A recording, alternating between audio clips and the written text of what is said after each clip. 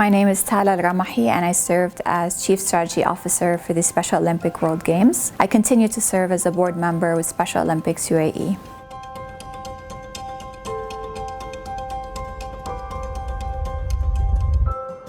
Day one for us began when it was around 1 a.m. UAE time, and we were waiting for the Special Olympic board to vote on who would host the next Special Olympic World Games. The phone rang and they said that Tim Shriver would like to speak to you. And he said, congratulations, the board has unanimously voted for Abu Dhabi to host the Special Olympic World Games. That was for us a very emotional moment.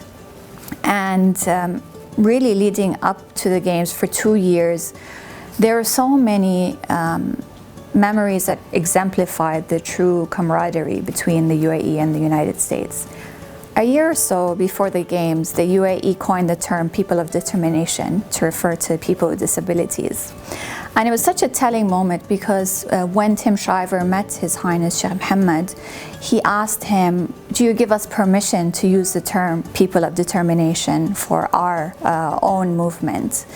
It was so telling because Special Olympics International is regarded as a preeminent organization for people with disabilities globally.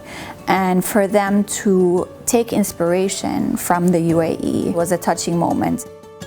One of my personal favorite memories was the journey the Olympic flame took from Athens to the UAE.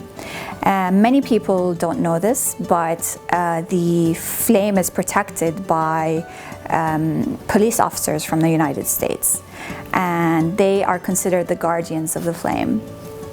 And so when the torch ceremony happened in Athens, they were the ones carrying the flame on board an Etihad flight to the UAE. And what was amazing about this journey is that they never left the flame, and the Olympic flame itself took a journey throughout the 7 Emirates. What I loved about this journey as well is that it wasn't just the American police officers that were taking the flame on this journey. This journey happened in partnership with Abu Dhabi police officers. They were walking hand in hand to take this flame around the 7 Emirates and then finally to its resting place at the opening ceremonies.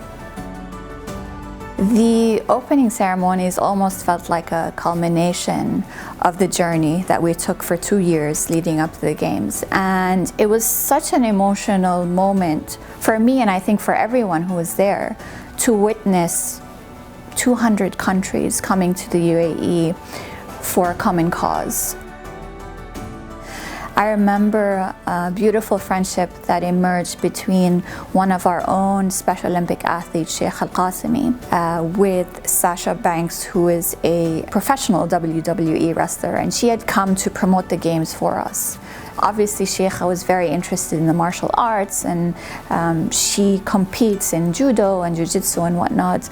And for her, Sasha was a big name. And the friendship that emerged between both of them was really beautiful to witness. It didn't matter where you came from, what your religion was. They were there to promote these values that we share between Special Olympics International, which was an American organization, and us as the host country.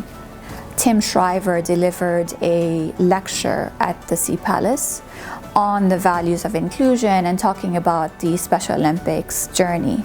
They celebrated 50 years in 2018, so a year before we hosted the games, which I think was also no coincidence, given that the UAE is celebrating 50 years this year. And our journeys to get where we are seem to be very similar in the sense that it is about growing by promoting universal values of inclusion, of openness to the world.